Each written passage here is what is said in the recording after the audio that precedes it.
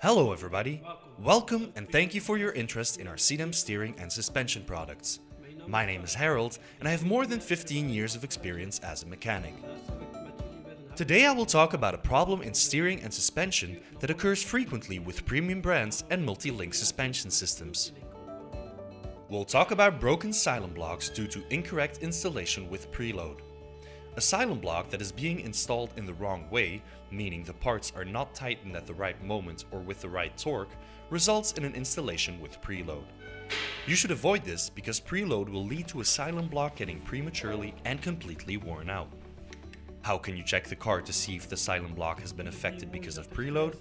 This is not easy to see, but here on the lower track control arm for instance, you will see that the sylent block rubber is turned in a certain angle, which will lead to rupture and failure of the part.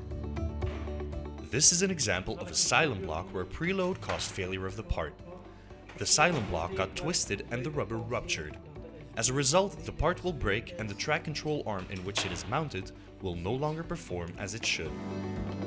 Now, let's go over the steps on how to replace the track control arm with the sylent block in the correct way. Firstly, lift the car until the wheels come fully off the ground. Now loosen the nuts and remove the wheel. It makes replacing the track control arm easier when you have more room to move around in with the parts. First loosen the tie rod end and remove the part. Now loosen the nut of the ball joint and detach the part. Clean the seat in which the ball joint rests. Remove the bolt of the sylent block and remove the complete track control arm.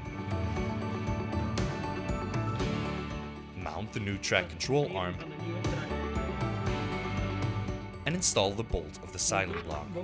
When installing the bolt and the nut, make sure not to tighten it too much. Tighten it only slightly to avoid preload. Mount the track control arm in the right position and make sure that the ball joint fits in its place.